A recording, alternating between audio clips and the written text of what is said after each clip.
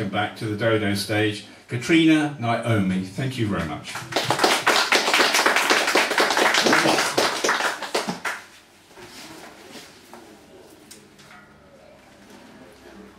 I'd like to start with a really new poem, so I can find it, which was commissioned by Agnes. And she asked me to write about the Crossmen Cemetery. I don't know if anybody knows anything about it. It's in Southwark, and it's an area now of wasteland where previously, up until the 18th century, 19th century, prostitutes were buried there, so it's not consecrated ground. So it's either prostitutes or the children of the poor. The only thing you might need to know is the area called Liberty was the area within Southwark where women could apply their trade without fear of arrest. The women of Red Cross Way. Opposite the cigar and port bonhomie of the vintners, under the shiny music of trains, here lies the female. Here is the grey, the windswept, the dirt of the female, the side you might not show. Among the crochet, the teddy, the ripped-out dreadlock, the corn dolly of rosemary, and here a suspender fastener, a burning metal heart.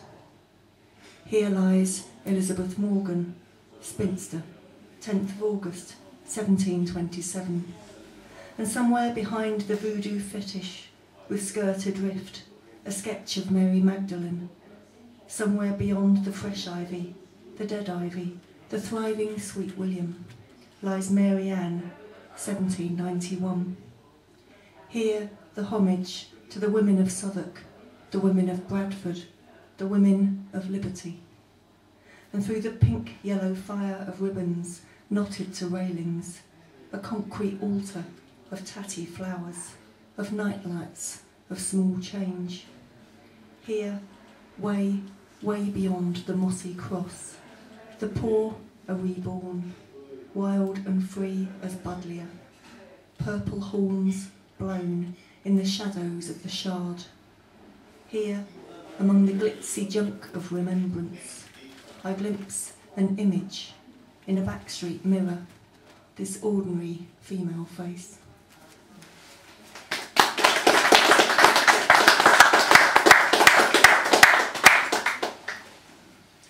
Still going to want to use it after him. This is for my stepfather. Beyond the easy bravado of hate. It was as if we'd already celebrated that night, and his huge white body lay on a marble as cold as my attachment. It's finally happened.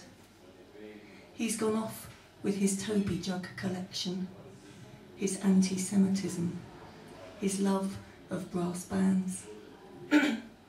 Waltzing around my stepfather, fresh in the front room, I felt like I'd passed an exam, had found £50, was leaving for Spain. And out of the window I glimpsed the first young starling, loop from our roof to the next.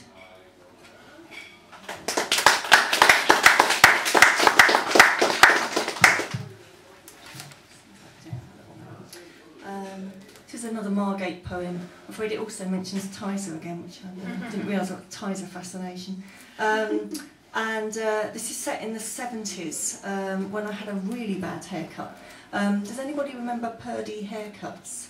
They were sort of like a pudding basin job, and then there's like a little bit left at the back for some reason. It was really ugly. Silver Jubilee. I was sullen, though I still hadn't heard of punk.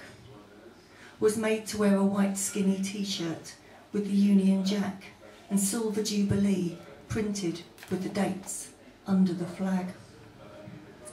My Purdy clung like a space helmet, shone above the scowl of my face. We trooped to Westgate's new community centre. There was bunting to match my top. red jelly, mother's pride, ham or fish paste, pots of tea, Tizer. Our mums bustled along the trestle tables, in their element, in their aprons. There were cheers, speeches, someone waved one of the flags. The next day was almost the same, only down at the beach, just the one long table. I didn't have to wear that t-shirt, chose my swimming costume and anorak. And there was Julie, her bronzed body in orange toweling bikini. Black hair, 2 flags from a far more interesting country. We ate more ham. The men arrived with Grandpa's homebrew. A southeasterly whipped up the paper cloth. Sand flew to the fish paste. There were no speeches, just the sight of Julie and the drink taking over from the Queen.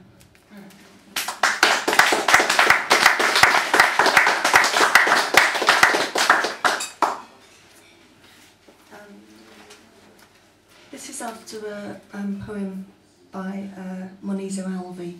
Her poem is called All Fours, and there's a short reference to All Fours in here. Bestial, after Moniza Alvi. My husband took to running on all fours, sniffed me to communicate, licked and nuzzled. For my birthday, he fetched peonies from the park, snapped at the roots in his teeth. He liked his arse in the air, balls swinging like a lion's in their hairy nest. His shoulder blades triangled, winged, as if he might leave rectangular contact with earth, become a little Pegasus. Instead, he upped his mileage. 4 legs good, he'd quote at marathon officials. On our first anniversary, to prove my love and to help his posture, I took him to the optician. Do you want to come down? Okay. She's gone already. Okay. I took him to the optician, who made him spectacles with upward reflecting mirrors to keep his spine in line with his neck. He ran all the faster. One night, he asked to be excused from the table, lapped his food from a silver dish at my feet, slept at the foot of the bed. Sex was barely any different to before, but I had to lower myself for his kisses. I balked at his pleading for a collar and lead, initially.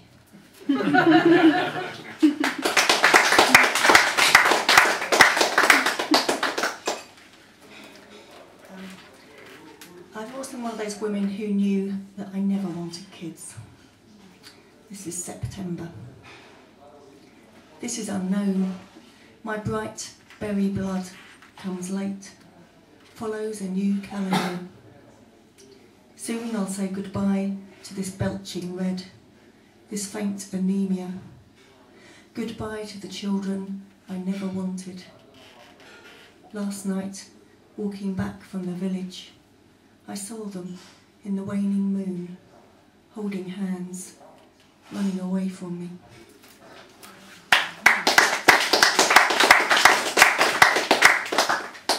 This is the last poem. It's called The Woman Who Married the Berlin Wall.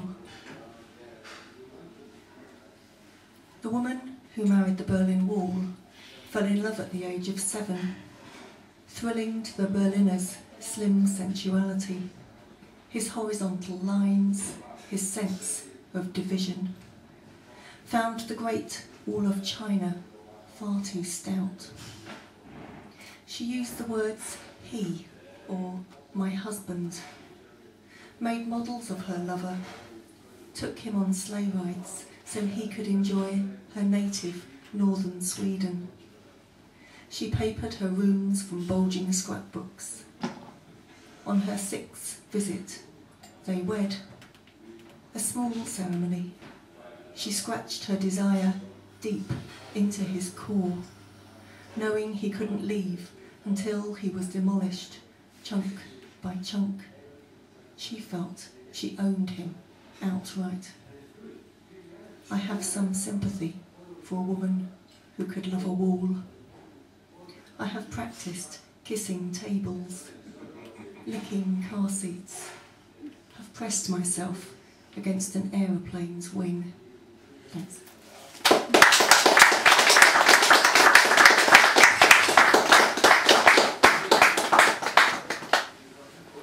More applause, please, for Katrina Naomi. So, very welcome first visit to the Modern Poets. Thank you, Katrina.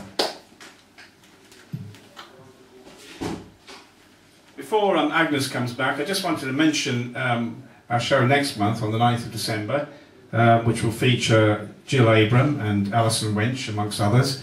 And Jill's here tonight, and she's handed me some flyers for an event on Tuesday, 8th of November, Malika's Poetry Kitchen, 10th anniversary showcase.